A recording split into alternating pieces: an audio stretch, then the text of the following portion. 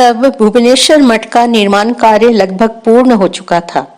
एक दिन शाम के समय पुरी के वयोवृद्ध भक्त श्री अतुल मैत्र अपने पत्नी के साथ वहां पहुंचे।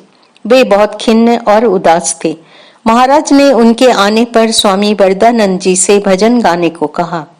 स्वामी जी ने भजन गाना शुरू किया, जिसका आशय इस प्रकार था: हे मन, जगन माता के श्री चरणों को अपना आश्रय स्थल बना लो, जो सब प्रकार के भय से तुम्हें मुक्त कर देगा।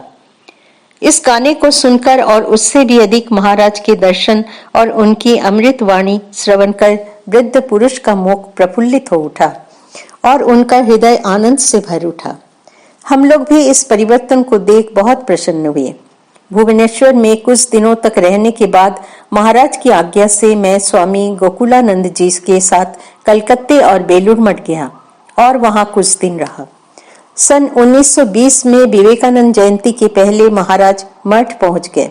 हम लोग उनके कमरे में बैठकर ध्यान और शास्त्र स्तोत्र पाठ आदि किया करते थे।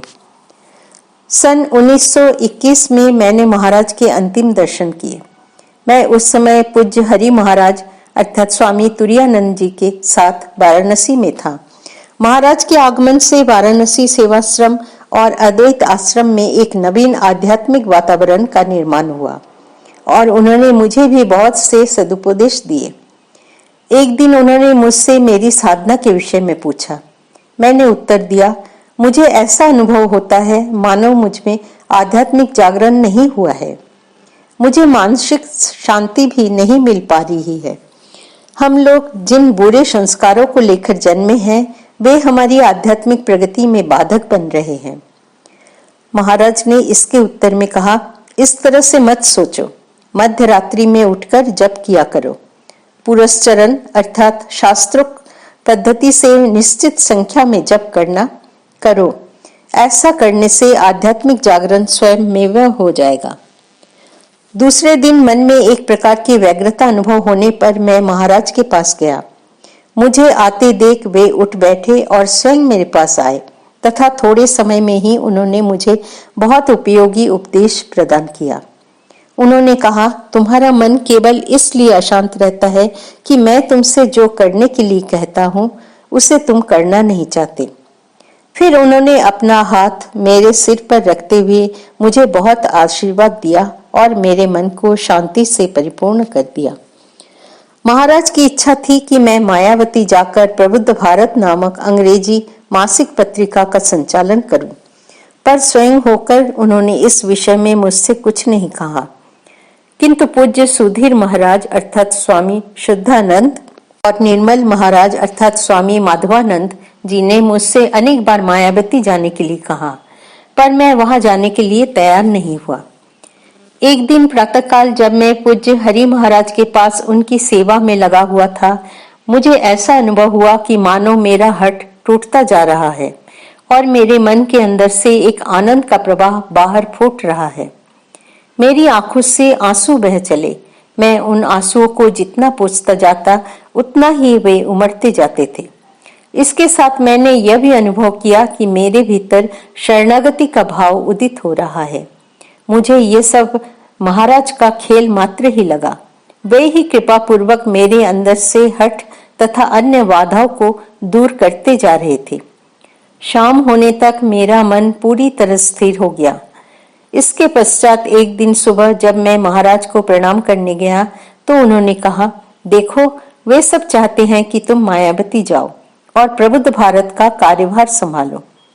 मेरा हठ टूट गया था, अतः मैंने बिना किसी हिचकिचाहट के कहा, महाराज यदि आप आज्ञा दे तो मैं अवश्य जाऊंगा। मेरे इस उत्तर से वे बहुत प्रसन्न हुए और मुझे बहुत आशीर्वाद दिया।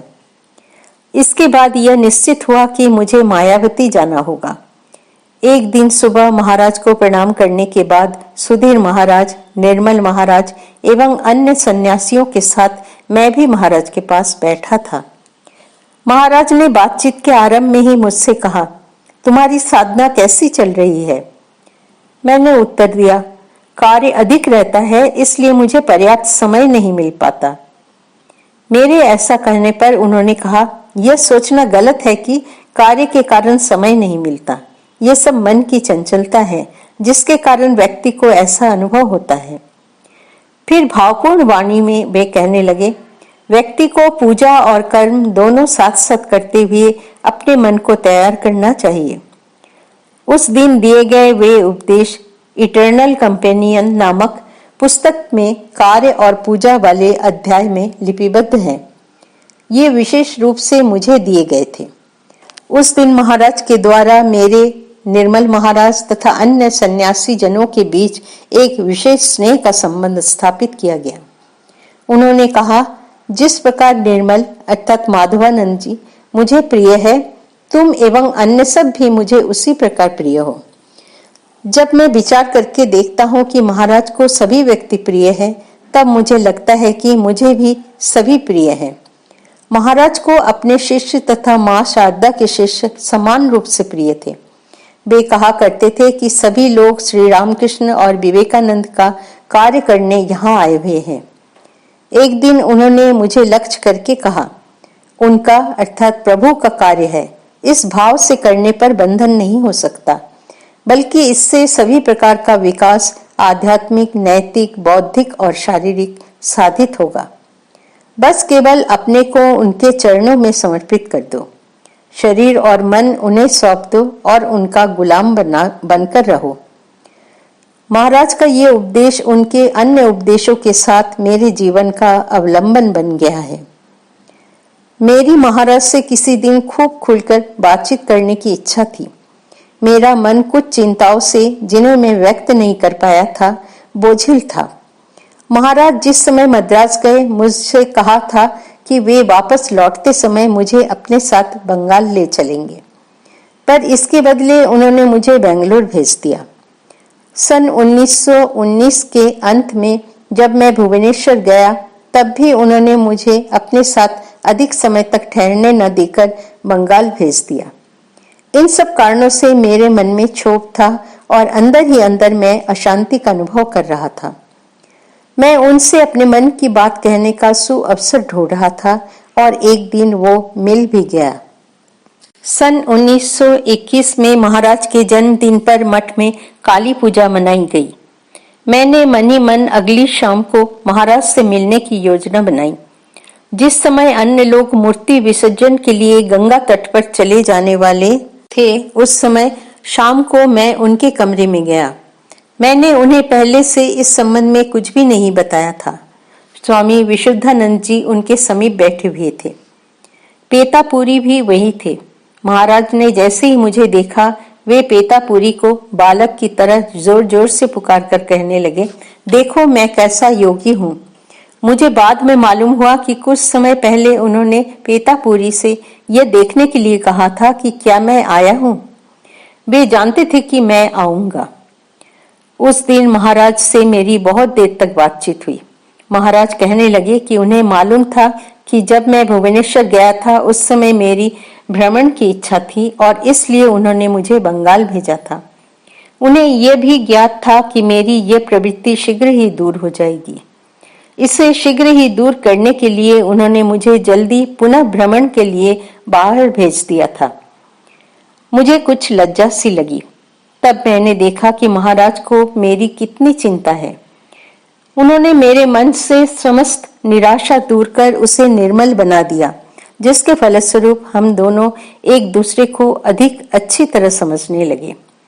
इसके कुछ समय पश्चात महाराज बेलूर मठ चले गए और अपनी दिव्य छवि मेरे मन में चिरस्थायी रूप से छोड़ गए।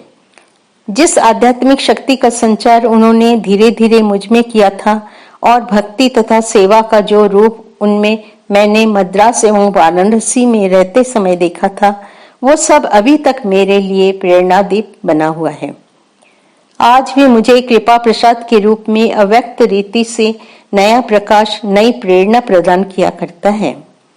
जैसे जैसे दिन बीतते जा रहे हैं, मैं श्री रामकृष्ण देव के इन अमूल्य शब्दों का महत्व समझ पा रहा हूँ कि भगवान ही स्वयं गुरु रूप में आते हैं। जय श्री राम कृष्ण।